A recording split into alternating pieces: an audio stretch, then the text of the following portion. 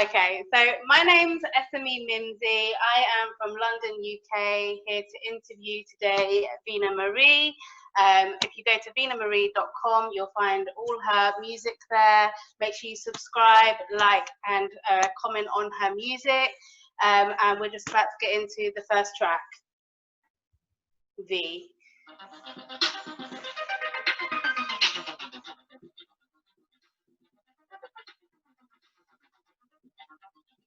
Switch up again.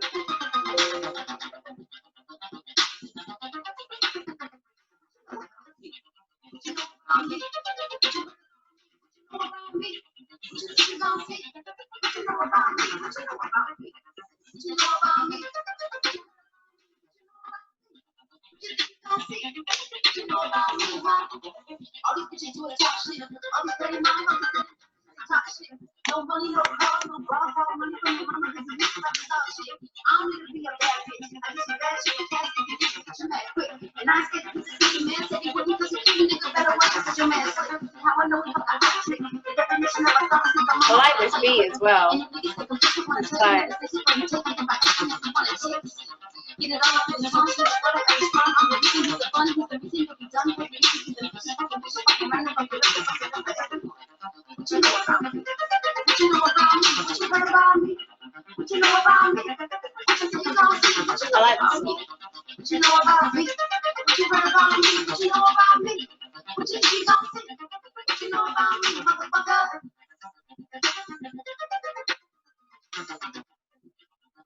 This was the intro track to my show set when I first started touring. So this song, I love it. would cut right at the end of that and go right into take control. Oh, yeah. Okay. Yes, I like it though. It's a nice little introduction, so you know. Yeah. It's nice good to have, you know, it's like boxing, you know, when they come out and they got their music, you know, you gotta have, I have 3 different intro tracks that I've been circulating for when I do shows. Oh, okay, that's good, that's good. So have you done any shows recently, like online, or are you like doing a lot of streaming online with the coronavirus and stuff? Yes, we've been doing a lot of broadcasting online, but we've been trying to switch it up because I feel like a lot of people are just bored with the constant talent shows that, you know, people are broadcasting constantly. So, you know, I've done a trivia night. We've done, you know, I'll go live late at night when I'm taking shots of Hennessy and letting people listen to the new stuff that I'm working on. And you know what I mean? And we delete those, you know what I mean? We give people an opportunity to be involved, but you know, I'm really big on having those folks who have been with me from the beginning be there with me when, you know, we make it to a certain level, you know what I mean? So that's why I don't keep all that. I'm not going to keep it there so that you can go back and reference and say, oh, that no you didn't, you weren't there. That's me. There have a big following, but I have a good handful of people that are constantly on my lives and constantly talking back and forth with me, and I'm pretty accessible, you know what I mean? Everybody in this day and age is accessible with social media. Definitely and the pandemic has kind of like brought that to light as well, so it's kind of like obviously go like radio shows and talent contests, and also there's a lot happening over here as well in London, but we mainly do it on Instagram. So yeah, Facebook's not that big for it, but we're getting people there because I'm kind of like the biggest promoter in the UK for getting the underground artist scene and things. So it's quite interesting for me to show them, look, these are the numbers that you could be getting your views done and things like that. So I think it's important I thought it's important to interact with artists and social media and like just reaching out to different types of people, because there's a big world out there, you know. So this kind of pandemic has actually brought that to light more so now than it was over the last few years and things. So I think I'll start broadcasting now on Instagram, because what we've been using is Restream. So Restream basically is a platform where you can do a broadcast and it broadcasts to all of your social media. The only problem is Instagram is not included. So I've got Oh, everything but Instagram included in my restream. So I usually have to use multiple devices and shoot on my Instagram and also shoot on, you know, another phone or whatever. But yeah, I mean, you never know until you talk to somebody. Like, I wouldn't have known that the UK pretty much utilizes Instagram for that as opposed to being on definitely. Facebook Yeah. for that. So you Yeah, dropping I've been jewels, girl. You're dropping jewels. yep. Trying to get I'm trying to bridge the gap between the UK and the US artists. So I've been trying to do that for the last 10 years and things like that. But the American industry is very difficult, very, very difficult for them to, because they think that we're talking a different language. So it's That's very because like, that's because they're all stupid. Look at what we're dealing with right now. Look at who our president has been for the last 4 years. It is out of control. Trust me. I've been trying to break into the overseas market for years because it's just more creatively saturated, and mm, we get force fed garbage music all the time. So you got mm. artists that want to collaborate with American artists, you send them my way, because I have absolutely Oh, zero problem with collaborating with anybody from any country. As long as your music is dope, let's work. yeah, exactly. Well, you heard that, guys. So the UK artist, but you hear Veana Marie. What's your Instagram so they can go follow you? It's Veana.Marie, and it's Veana Marie everywhere. VeanaMarie.com, Veana Marie on Facebook, Instagram, Snapchat, Twitter, TikTok, everywhere. You know what I mean? I've been branding with that same name for the last 9 years, and it's benefited me. It helped me Yeah, gain an internet following before I was even a verified artist. You know what I mean? You could yeah, Google me 2 years ago and I was already coming up on everything because I flooded myself. I've been an independent artist for a long time. I signed to yeah, a record label in March, and then right after the whole, everything got shut down. So yeah, exactly. um, that first week, I did a broadcast, and it jumped. Like, my numbers went overnight, skyrocketed. That broadcast brought me in 1.5 k views that night. When I logged off, I had 1.5 k views, and that was huge because I hadn't really pulled in numbers like that by myself. No. Doing shows with other people, I've been able to pull in numbers like that, but not on Mm. my own. So So it what was do you very think, telling. sorry, what do you think is important for an unsigned artist to platform themselves? So as for promotion, what do you think the most key thing is to basically ensure that they are being seen and heard? What would you give advice to other artists that are You just have starting out? you have to build yourself a platform. They're not going out these days and just giving A&R deals anymore. You have to come with your website. You have to have merchandise. You have to already have these things because they're so easily accessible. Record labels are really not providing these things anymore. You know what I mean? Mm, And if they are, it's within. You know what I mean? They have their own people that do that within their label. So, you know what I mean? Outsourcing isn't an issue. So, I no. mean, if you want to sign to a label, I say stay independent. Right now, it's the best thing for you to do because everything is accessible via online and everything is being offered at a discount. Get your electronic press kit, which basically is your musical resume together. People want to know Yeah. who you are, what you're doing, where you're located, and how often you're doing it. Content. Make sure you're putting Yeah. out new content every single day. Photos, videos, whatever makes you most comfortable, just make sure you're posting on a regular basis. That's how you stay on people's news feeds and timelines. If you don't Yeah. post for a few days, you go to the bottom of their list. Exactly. You have to keep posting. People are like, "Oh, you're constantly posting." Yeah, it's my job. That's what I do. Yeah. This is what I do. Exactly. That So, exactly. That's someone said to me, because I was like promoting an open mic night. And that finally they were like, all right, okay, I'll go and check it out. And I was just like, what made you check it out? They were like, because you just keep sending it to me. And I was like, then I did my job then. right. So yeah, so yeah, There you go. I think promotion is very important, and also the business side of things, like you said, the EPK. By the way, I can write those, so if Mm. anybody needs that, hit me up. And like having email campaigns, promotional packs, but also it's about your brand as an artist. as an artist, you need to be able to. You're not just an artist. You're someone that is a brand. You're a label.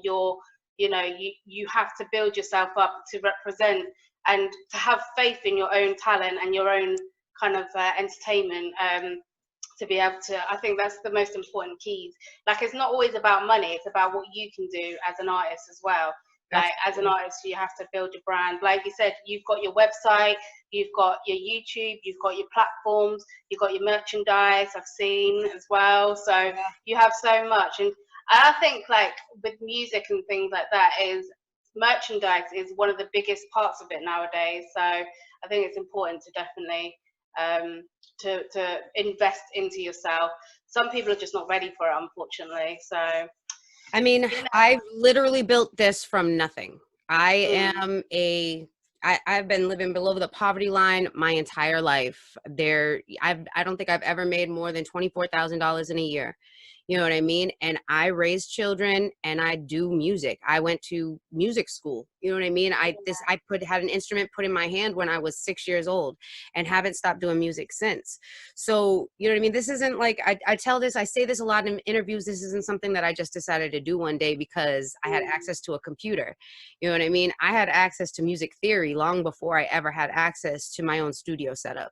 You know what I mean? Exactly. And I just gradually built it, you know, piece by piece by piece. You have to invest in yourself. And that's what a lot of these young artists don't understand. They think they can put a song up on YouTube and they're going to blow up. It's going to go viral. I recommend TikTok if you're looking to go viral. I mean, if we're being real right now, TikTok is the way to go. But you're not gonna be able to build yourself on TikTok. You have to utilize other people's stuff first to bring you into the light. You know what I mean? And it just people really don't understand how social media is working. I have like the inside track because I have teenagers. So, you know what I mean? I'm getting advice from them all the time. And I got to tell you, I have seen a lot of progress in the last 2 years. You know, a lot of it has to do with the fact that, you know, I finally found good management. When you have a good team, you have a good team of people working around you, you know, don't get discouraged when you have to let people go, because not everybody has the same drive as you. You know what I mean? Nope. And at the end of the day, you have to have the right kind of people around you. The label that I signed to, where, you know, BMG, shout out to them. We're a good working team. We work together as a unit. You know what I mean? We're more like partners, and that's how it works. I am able to, you know, do what I need to do as Veana Marie and, you know, push my brand under that umbrella. And you know what I mean? We all win. I win, they win, everybody wins. So, you know what I mean? People have to start coming together and they have to start working better together, because it's a lot of undercutting in the industry. Yeah, exactly. Especially, so as a female artist, do you find it's more of a, like, you get pushed in the back a lot more than you do, than male artists? The thing is, I'm not a man, so I'm never going to know what it's like to have that kind of privilege. And of course, men think that men think that women get things just handed to them. It is so much harder. When Jesse Reyes came out with that song Gatekeeper, I was blown. I was laid flat on my ass, because it's a perfect depiction of exactly what women go through in the industry. I would say 70% of men that get into this industry get into it so they can get laid. And when you don't give them that pushback, they're going to talk shit about you regardless. So some girls feel like, well, they're going to talk shit anyway, I might as well do it. I mean, there's a reason why it's taken me this long to, you know what I mean, to get the progress that I want, because I refuse to be that person. You know what I mean? And if it works for you, it works for you. I'm not mad at you, girl. You do what you got to do. If you get that contract signed, do it. But as for me and my brand, it's just, it doesn't work. Those relationships don't work. You always end up losing in the end. And I've seen it. I've seen it happen to girls left and right. I've lost many friends and family to this business because they don't realize that a lot of people are not in it for the, you know, for the creativity. They're in it to get paid. With money with money and success comes girls, drugs, booze. You know what I mean? Like, it's a lifestyle. A lot of people want to get into this for the lifestyle. I'm in this because I really like to make music. I It's your really passion. enjoy making music. Yeah. Do you find music is your outlet? Like, do you find that it's like, say you have a day of frustration, do you go straight to the pen and paper and just be like, all right, let me write this down, and then you just suddenly create a song from it? No, no, no, because music is my job. This is what I do for work. When I'm in a Mm. mood, I'm listening to everything else. I go to YouTube. I mean, if you've seen me just posting music online, Yeah. it just randomly, that's me in a mood, probably hitting the Hennessy bottle and just blasting the music. Everybody in my house is probably bitching and complaining because it's so loud. That's, I mean, music has always been an outlet to help me. But once it became something that I did for livelihood, I couldn't allow my emotional state to control, whether or not I could write a song. I can't afford to have writer's block. I can't afford No. that. You know what I mean? Like, I So, can't afford to not come through on a project that somebody is expecting.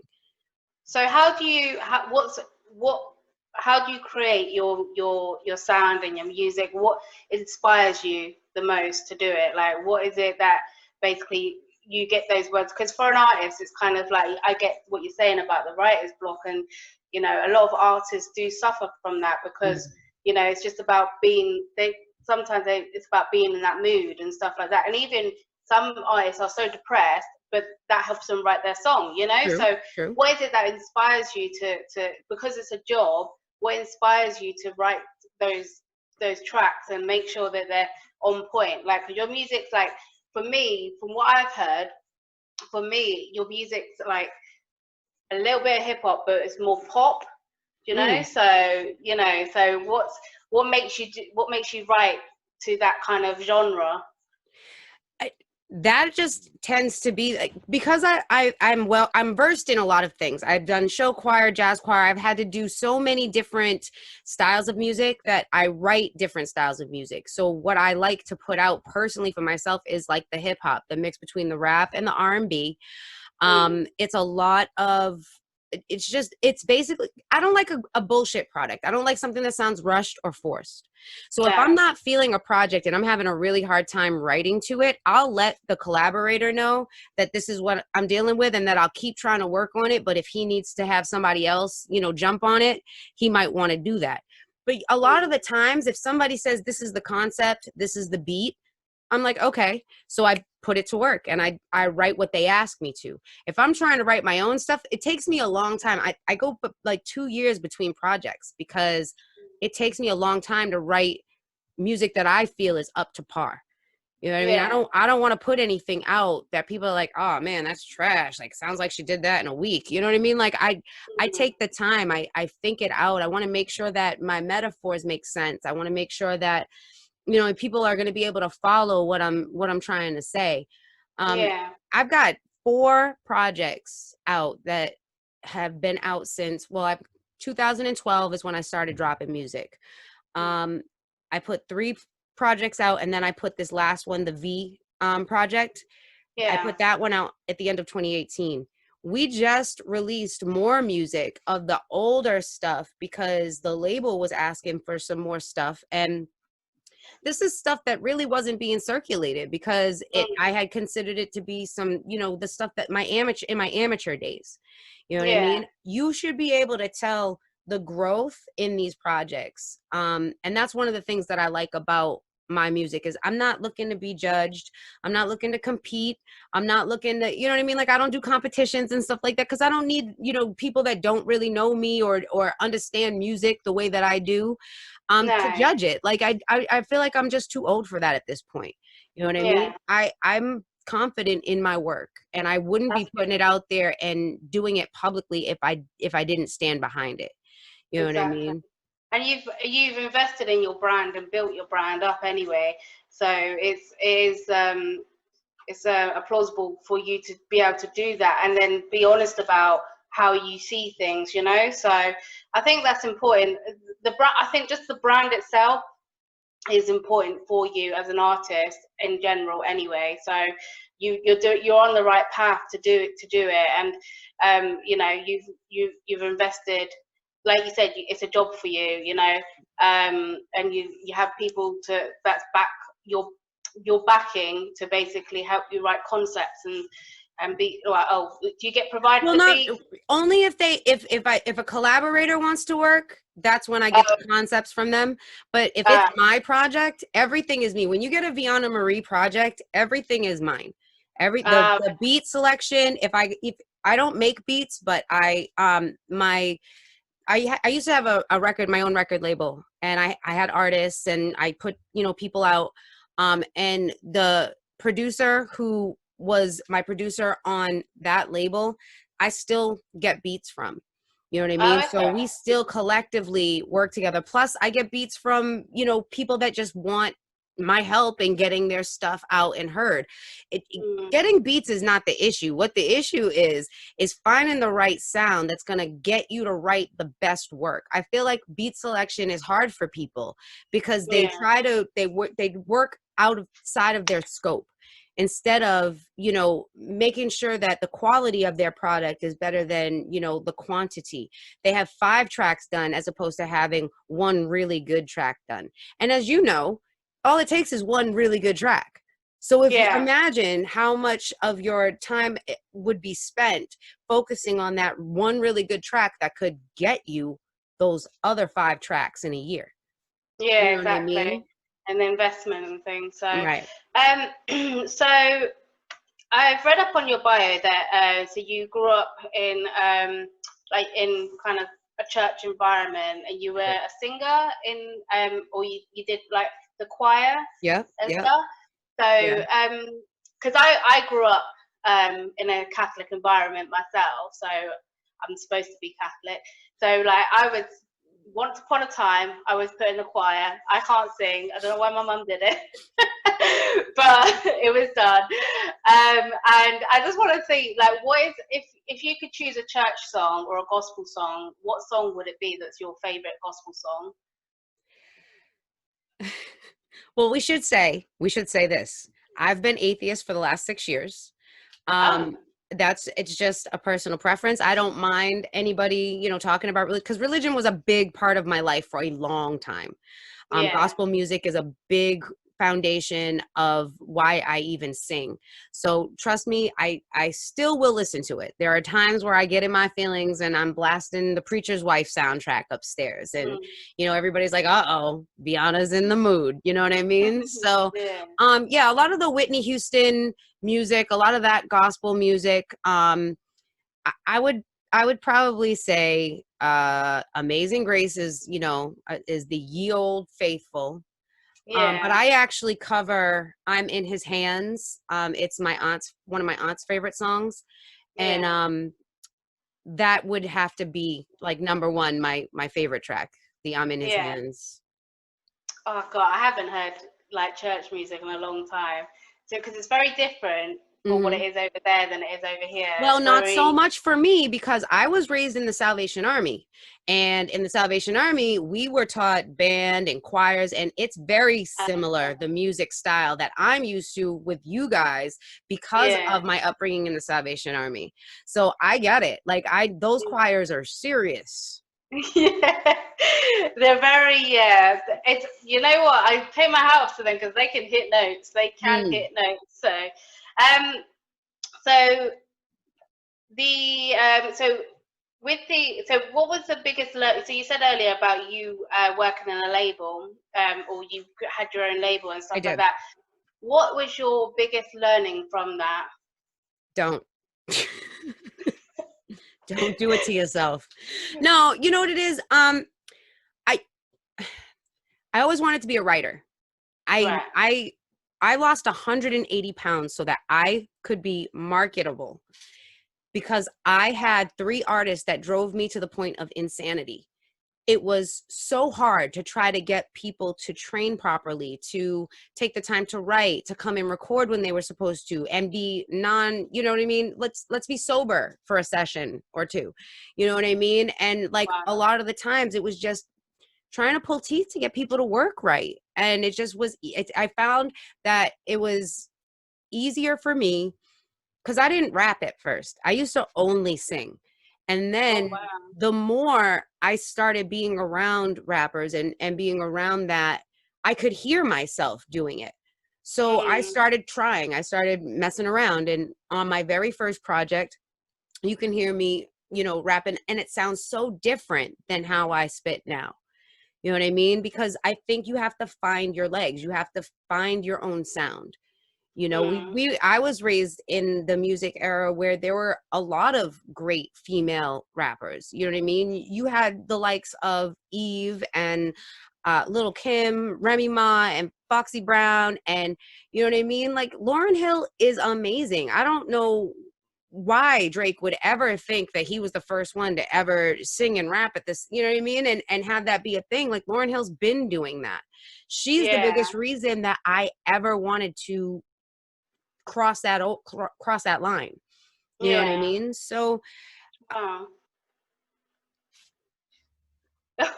my bad. You like Train of the thought. no, It's not yeah. fun. So basically, it sounds like, as you said earlier, they weren't at your tempo of working. So It was they, just too much. That you know, trying to force people to do something that you're basically helping them do for you. I'm a trained photographer. I'm a licensed photographer. So I was mm, also doing their photo shoots. I was also shooting their videos. I was also editing all their stuff. So I had to self-teach that's a myself, lot. you know, how to edit videos and stuff like that. So we were doing everything for our artists. And it was just too much. You know, you're not going to show up to shows. You're not going to be there the whole night. You're going to be wasted when you show. It got to be too much. It got to be No, so much yeah, easier when I dropped them and said, it's time to focus on the Veana Marie brand, because we tried it the other way. I yeah, started my label in 2011 and I put my first project out in 2012. So, and that was all behind the scenes. I wasn't promoting it. I wasn't doing anything. I just wanted to do an album. And I didn't think I was yeah. going to do one after that. I thought I would get it out of my system and that would be that. It And then you wasn't. just climbed. Right. Right. So so you said you basically were given a musical instrument at 6 years old. What was that musical instrument by? I play the trumpet. Oh I do. I play wow. the trumpet. I played trumpet from the time I was not 6 years old. I'm sorry, 8 years old, up until I was a junior in high school, because I wanted to get into Berkeley on a vocal scholarship, not a scholarship, but I wanted to major in voice. Yeah. So I focused all my energy into being in every choir they offered, any musical groups they offered in the community, and I was raised in foster care. So that being said, I was extended a lot of opportunities growing up in Cape Cod, Massachusetts, that a lot of kids wouldn't normally have access to. So I was, you know, privy to Cape Cod Academy, where they do a lot of music over there. The fine arts program that they have on the Cape is phenomenal. Barnstable High School had upgraded their music program the year that I was about to graduate. And it was amazing. Like the theory, the classes you could take at that time, you know, because music at that time was, you know, it was an important part of your, you know, your school function. Like our bands were huge, our choirs were Yeah. huge. We had a lot to offer. You know, outside of the school, I'd be in like a girls a cappella choir and we'd go around doing, you know, Christmas carols and stuff. There was never a point of time when I was a teenager that I wasn't singing or doing something. You know what I mean? It was always happening. So I had to put the trumpet down and focus on that full time. It got me places too. When you're able to focus, it really, really will get you ahead fast. Definitely. Yeah, definitely. So I think that's the most that focus on your brand goes together, you know. Yeah. So that exactly what you're saying. It's quite interesting how American schools, and also the fact that you went to a music school and stuff. It's like it's just so much different over here, because we don't have things like that. We don't have like basketball academies. We don't have music schools like that. We do have them, but they're just not as big. I don't know whether it's because I'm zoomed in on it right now because of the fact that I'm in the music industry, but it is interesting what you find out, and what different cultures are like as well. Right. So talking of cultures, what if you could like work with a certain culture? Like, you know, you've got your African music, you've got your UK music, you've got your you like your haka music from New Zealand, you know, so things like that. What would you ideally like to work with? Oh, it would Like, definitely be Jamaican music. It's my favorite. Jamaican music is my favorite. Whenever I have a birthday or a birthday party, it's never rap, hip hop, nothing. I usually want to hit like a reggae club, and I just want to, it's reggae, Jamaican music all yeah. day. Talking of birthdays, it's your Yes. birthday coming up next week. Yes. Yes. My Looking birthday forward is to coming it. up. Yeah, boom, boom. If you could bring back a artist from the dead, like a someone that would be your most influential artist that you could do a collab with, who would it be? Oh, I miss Whitney Houston so much. It would definitely be Whitney Houston. Yeah, she's Just powerful. I mean, and you could hear the deterioration in her vocals from the usage of the drugs and the, you know, whatever else she was using, and it was just her story is just so excruciatingly sad, and that it extended to her daughter, just it compounds it even more. Mm. But yeah, if I could bring back anybody, it would definitely be Wit Wit. Wait. What was the first album you bought? So when you was with whether it was That's cassette easy. tape or That's CD, and easy. do you still have it? I don't still have it, but it was Mariah Carey's very first CD.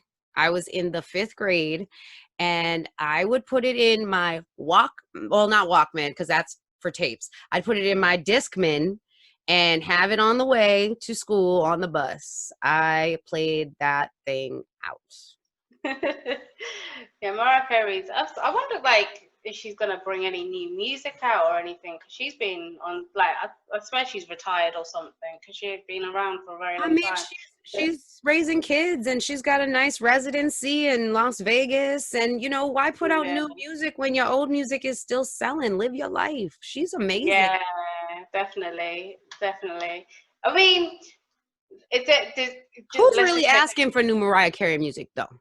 I mean, think about that. Who's really asking for new Mariah Carey music right now? Most people That want could to be a hear the question. classics. Most Yeah. people want to hear the stuff that they know. When you get to be a certain level, putting out you're only as good as your last project. So if you have a really bad project, sometimes artists do not bounce back from that. She's at a Mm, level where it would be smart for her to put together smaller EPs and drop those, like 4 yeah. tracks, and drop it on Spotify, or drop it on, or start her own streaming platform. She's huge. I don't know why she doesn't have her own streaming platform. And that way she Yeah. can drop her own music on that whenever she wants. I think she's just like, I feel like she has got to a certain, she wants to be a mother. She wants, like, she's done all the, you know, the things that you do when you're a young artist and stuff like that. She's had the nervous breakdown on camera, you know, they all go through Uh, that. I'm hearing Britney Spears is having another one, so Oh, I that's another, still, that poor child. yeah, I like her though. I thought like but like you said, it's like when it's a classic and if you try to bring a new project in, it is hard to compete with that classic that you've provided. So, but Well, that's, and with people don't understand it's a generational thing. So, mm, you know, if you're an artist, you're always trying to get and retain new listeners. mm, The younger generation may not be vibing with your music if you're not evolving with the way that music is evolving. You know what I mm, mean? So yes, there's a market for those who like that type of music. Yes, there's a market for people that love 90s and 2000s R&B, but they're not going to be making as much money as those kids that are putting out that music that you're hearing on the radio right now. So if you don't have 2 or yeah, 3 songs or singles that are going to at least help you generate the money to back those EPs that are those 90s and 2000s R&B type tracks, because mm, Brandy just dropped a new project and it's very old school. I love it because mm, I'm a Brandy fan, but yeah, I don't think it's going to be the kind of project that's going to bring in new listeners. And you always have to have 1 or 2 tracks that's going to bring you in new listeners. That's what yeah, there's no point in putting out new music if it's not going to attract new, basically, clients. They're, to me, like my fans and whatnot, they're like clients, because mm, everything's one-on-one. If you want a t-shirt, I pressed it. If you want, you know what I mean? If you want a tray that I'm selling, or a cup that I've made them, that's coming from me. You know what I mean? We're writing these notes out ourselves. You know what I mean? This is what we do. So you're getting that personal attention. I found that a lot of these artists will have fans and they never interact with them. They never talk with them. I had a fan meet me at a bar because she knew that that's where I was performing. And she's like, I saw you here last time and I just wanted to let you know, you know what I mean? And then we exchanged information, and, you know, every once in a while she'll DM me. You know what I mean? You have to have a personal connection to your fans, and you can't be a diva if you're not even close to being there yet. You know what I mean? No.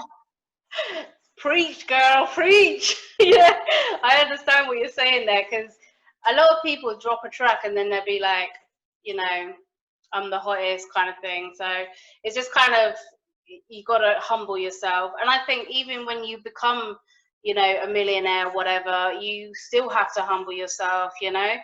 And as I said about the evolving, it's not just about music evolving. I think it's a trend as well, like a fashion trend. Right. So music is like, it can go around in circles. So like in a couple of years time, the old school hip hop sound may come back, you know?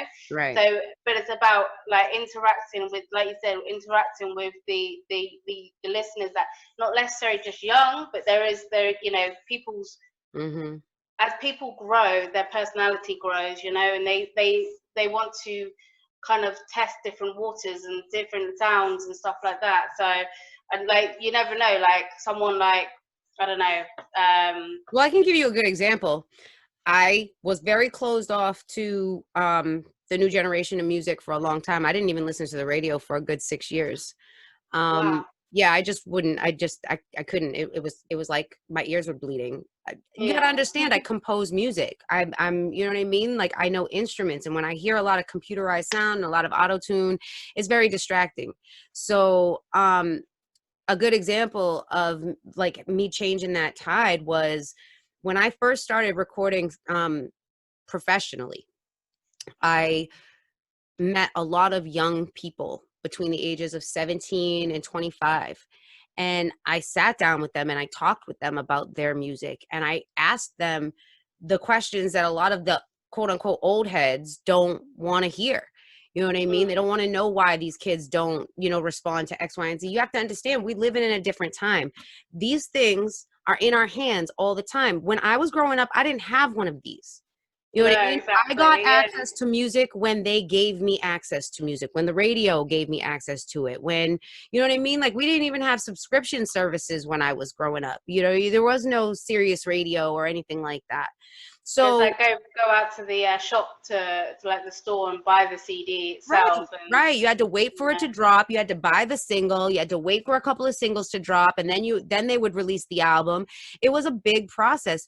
Music has evolved and changed over the last 30 years in a huge way because of technology. So with that being said, you've got kids that are downloading apps that are, you know, they're able to write music without even knowing what a music note is or knowing what a G clef is. You know what I mean? But they're making music, and it's fantastic because it's like the Matrix for them. Everything is computerized now. You know, literally, yeah. They basically said to me, I don't want to, you know, I don't always want to be told, you know, a story. I don't always want to be lectured through my music. Sometimes I just want to put some shit in my cup and I just want to get lit. And that's, you know, that's what a lot of these like the mumble rappers, like that's a lot of the things that they would say. Now, I'm not a fan of mumble rap per se, but there are a few songs that hit that I like to hear in the club. I'm not a huge Migos fan, but I like hearing Migos when I'm in the club because that shit banging them speakers like nothing else. You know what I mean? So it's the actual, I think it's more the instrumental, because you can't understand what they're saying. So you can't hear it anyway, and you're drunk, so who cares? You know what I mean? That's what it is. But you have to open your mind. We were being told the same thing when we were young. You know what I mean? Those 70s and 60s kids were, you know, oh, your music is trash. You know what I mean? Even people from the 80s, because I'm an 80s baby. So I was raised as a teenager in the 90s. So that's my music. That's my genre of music right there. All that 90s style stuff. Now, I think 90s music personally is the most overrated music of all time. But I think every generation has their quality music and their quality artists. But music evolves and it changes. And genres of music come into popularity and some fade down. And right now, we are riding the hip hop wave. I was about to say, because I feel like we're stuck in the trap kind of wave rather than hip hop, because hip hop to me is like Ice Cube and Tupac and Notorious B.I.G. You know, they're hip hop to me. And I think most rappers would think what would put them in the rap category, not hip hop, because see, hip hop is more of a blend of that R&B and rap music. When you started putting rappers on R&B music, or they had like an R&B singer doing the hooks for these rappers, that is more of a hip hop sound. Tupac and Ice Cube and them are some hardcore rappers. I think they would be a little upset to be put in the hip hop category just because they're serious. Like and this is what I'm saying. A lot of people, I was even having this conversation with my daughter the other day. If you don't educate your kids on what good music is or who these artists are, they're not going to go and look for them. What is the reason for them to look up Tupac? He's not even alive. You know what I mean? They're not. I do think my kids know Tupac because I play Tupac. Oh, okay. They know Nate Dogg because I play Nate Dogg. They know the Ice Cube because I play it. They don't go and look for that. You should see the stuff they go looking for. It's trash. But like, was it Lil Yachty? Oh yeah, they love Lil Yachty. That's the only one because my son's he's 17 and he's literally into that. And Triple X Temptation, I only knew him when he died. I didn't know anything about his music or anything, but my son was real upset about him dying and stuff. So I was just like, but I listened to his music. I liked Triple X Temptation. Like, I think he's all right because you can hear what he's saying and stuff. Yeah. But yeah, you got those ones that just like kind of thing. It's starting to sound like mumble rap to me. Sounds like rock music mixed with trap music and like a heavy bass kind of thing. To me it sounds like they just put a whole bunch of lean in a cup and just went into the studio. And if that's and they said that a lot of the times that's what they're doing. And all right, then if there's a lane for it and you can make money doing it, then do it. But don't call it rap. Don't call it hip hop. Call it something else, because what we do takes work and it takes time. Like, we're not just opening up Dr. Seuss books and rapping them.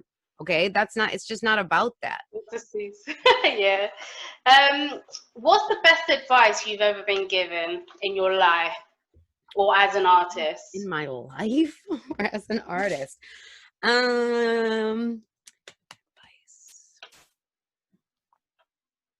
Put that drink down, bitch. No, I'm just kidding. I'm just kidding. Probably put your family before all this other bullshit. I prioritized my kids before having a career, which is why I have 17-year-old, twins, and I have, you know what I mean? I waited. Wow. I do. I have twin girls. But yeah, I waited to do this until they were, I felt like, an appropriate age. You know what I mean? Having young, small children requires attention. They require your attention. You have to give it to them. And I did not have the time to do what it takes for me to do right now back then. Not if I wanted to be a good parent in 17 years. So for me, it was more important to be a good parent than it was for me to have a career in music, because music wasn't going anywhere. No. Yeah, it was like, I feel like music is a wave. Like, it goes up and down. Like, sometimes I think if people start sounding the same, it goes down, because it's kind of like, oh, same. And I think that's the reason why it's hard to get into the music industry. And everybody wants to be a rapper. Like, singers are very, like, if you get a combination of singers and rappers, it's very hard to find that. But or a singer itself, like, there's a lot of singers in the UK. I have to get you in touch with some. Yes. And I'll forward you some details for some really dope singers over here. like male and female. But I think it is like a wave. Like I feel like it's, you know, it can get boring for some people, you know. Yeah. And I think that's the reason why, like, people need to always be not just interested in their own music, but listening out for other people's music and seeing Right. what the trend is, what gets the vibe running and stuff like that. So like at the moment I feel like heavy bass music, like music with heavy basses in, is more energy, like the energy sound, Yeah. like it's more out there than something that's mellow, you know, like something like you have to be in the mood to get a mellow track, you know. But there's once upon a time, like, where have you ever heard of Ibiza? There's a place over here called well, not over in England. It's basically a country. It's an island over in Europe. Basically, that's where a lot of house music and a lot of like club music is played and stuff like that. At one point, that was all that everybody played, house music. All the, like over here anyway, it was all house music and stuff like that. But now it's like back to drill, it's back to trap, it's back to hip hop. So it's like you have to stay in tune with the industry, Right. not just the industry, but the up and coming as well, because the mainstream industry has to now look out for the underground industry more so than now They than they do. did before, They do. because a lot of people are underground that have a lot of talent and stuff, and they Well, can be forget famous. having a lot of talent. They know how to utilize the internet to get a fan base. It doesn't matter if you have trash or not. If you can get people to subscribe to you and to buy your music and to, you know, buy your merchandise, it doesn't matter what the mainstream thinks. You know what I mean? Right now, if you know how to utilize these algorithms and you know how to get your music put on the proper playlists, and you know what I mean? There's no reason why you cannot do this on your own as an artist. There's just no way. A label is not necessary. I tell that to artists all the time. You can make so much more money doing everything yourself. You start with your YouTube channel and you grow it from there. The one example I always use is Kevin Gates. Kevin Gates is still independent, and he's been around for a long time. He's obviously got his label BWA. The BWA? Breadwinners, yeah. So he's still got his label and stuff. But he's someone I like. He's my birthday twin, so I'm like, I love him. So he's literally same day, same week, same day, same year. So he is like, yeah, he's someone that like I see who's grinded. I've watched him over the last like 6-7 years. Yeah, he's had to change a lot. He's had to grow up quite a bit. When you get a legal scare like he got after kicking a woman in the chest, you know, it'll change how you move. It'll change how you operate, because he's a insurance liability after that incident. You know what I mean? It was really difficult for him to get booked, and for him to, because when you have an artist of that caliber, and you have to rent out a venue, you have to also purchase insurance for that venue just in case anything happens. And the insurance for him after that probably skyrocketed through the roof. You know what I mean? Because people aren't going to be putting, you can get sued for things like that. That's security. Let your security handle stuff like that. Yeah, he's not allowed over here because of his history and stuff. He's not allowed. So that's another thing. Is like don't let you know, put your energy into the music, and don't let any like people violate your talent and stuff like that, because it stops you from going global physically. Like you can be platforms and stuff like that, like on the World Wide Web, but fans want to see you in person as well, and they're not going to be willing to travel all the way to America. I am, because I love him, but yeah, you know, then you can't expect that people to travel to go see you and perform and stuff, especially if anything happens, like his aggression and stuff like that. But I have seen the growth and stuff, and he's looking finer than hell right now.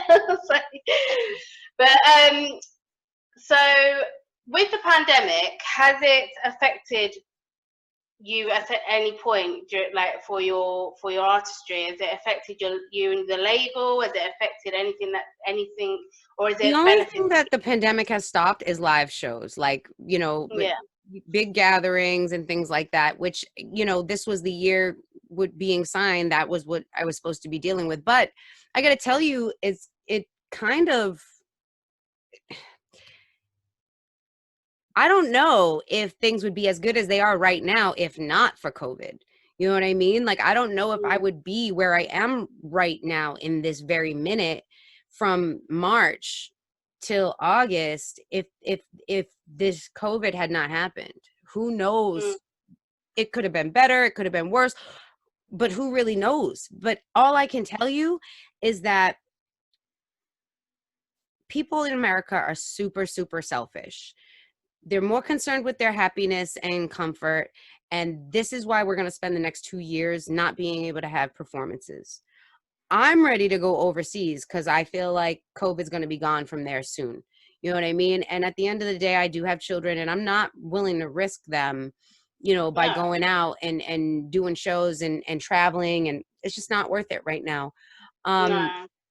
But as far as brand building, I mean, I'm up to, you know, 60,000 monthly listeners. So the COVID has really helped me build my online presence to a point where, you know, people are paying attention. I just had the magazine article done. I just, you know what I mean? There are things happening that I don't know would have happened at this pace had COVID not hit.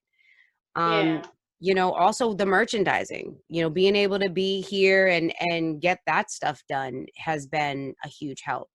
You know what I mean? Like I said, I do everything from my home base. So when you get something, you're getting it from me. It's not Yeah. coming It's from, like, personal. I do have a Rage On account because that's when that's how I started doing merchandise. But Yeah. I mean, I do more out of the house sales than I do online Rage On sales. Yeah. I feel like it's more of a personal effect, so people are more likely to invest into your brand when Mhm. you've got that personal effect. Like you said earlier, it's about the interaction between Right. you and your fans. So what message would you have for your fans? So if you could give them a message right now, what would you say to them? That I appreciate them so much. Like, the only reason why I keep making music is because I have not been told by anybody that I shouldn't be making music. And I don't even think that if somebody did tell me that I would mind or I would care. Like, I mean, I think everybody's going to have their opinion. But Mm, the people, like I said, that the fans that have been rocking with me for the last few years and prior to that, those are the people that really have shown me that it's worth getting up every day and doing this. You know, mm, there could be a million reasons why I haven't hit the way that other people have hit, but the progress has happened in a way where I feel like it's not overwhelming. You know what I mean? yeah, I don't know if I could handle a viral hit. You know what I mean? I don't know if I could handle my life going from one thing to another overnight. You know, I would prefer progression. You know what I mean? A steady pace. And I take care of myself. So at the end of the day, it doesn't matter how old I get, I'm still making good music. I like yeah, it. exactly. You know what I mean? I feel like as long as I like it. It is dope. It's dope music as well. So, Thank you. um, so I'm going to ask you two general knowledge questions. Okie dokie. Uh-oh. Okay. What is the capital of Italy?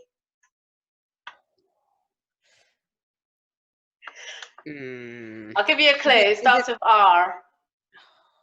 I was just going to get the answer wrong. Starts with R? I Yeah. don't know. It's Rome, Roma. Yeah, I would have said Sicily. That's the only country I'm familiar with. I think Sicily is in. I think it's good for wine there. So Good to Sicily has good know. wine. Good to know. I can't wait to come to UK and visit you. Yeah, girl, can't wait. Like once this pandemic's over, I said I've got a lot of visitors coming. Got to go see a lot of people as well. I'm supposed to be going to the States in December, so I'm hoping to be able to go there because I've got quite a lot of plans. This is my first year that I'm going to be off work as well, so I'm very happy about that. So that actually concludes the interview. So thank you so much for taking your time out because I know you're busy with kids, building your brand still, you know, interacting with your fans and things like that. So everybody make sure you go and follow. I've been saying your name wrong as well. You didn't correct me. Veana It's Marie. okay, because everybody calls me Veana, and it's so funny because that's why I go with V all the time. Oh, Most people okay. call me V Marie. So I don't even correct people at this stage of my game. But yeah, it was really dope meeting you, and I hope to meet you again soon in person. Yes, So that would be so cool. absolutely. So it's settling down over in the UK, so the COVID stuff, but you just need I'm to get out of that definitely ready. country. I'm So, definitely ready. Definitely, yeah. definitely. And Italy is actually fully recovered. Obviously, China's fully recovered. Spain's fully recovered. So Yeah. we're ready for you, girl. Good, We're because I'm ready ready to for you. come. You ready to go touring with me on all these different places? Yes, girl. Can't wait. You're gonna be interacting with a lot of different artists and stuff like that. But I'm gonna hook you up with some of the UK artists and get introduced to you and stuff like that. So so that you can get to interact a bit more with the UK artists, and basically hopefully we'll see a feature soon. I'm looking forward to that. I really appreciate it. Thank you so much for hitting me up and having us do this. This is really good. That's good. That's good. And I'm glad that I got to meet you, and keep up the good work. And I do hope that everybody goes and follows. Are you going to send this to me? Yes. Oh, yeah, Yep. you are. Yeah. Yep. Okay. Because I'm going to send it out to my platforms as well. So I appreciate you. Keep working. You're a dope artist. Don't let anybody tell you otherwise. All right? Oh, thank you so much. That's all right. Take care. Bye-bye. Bye.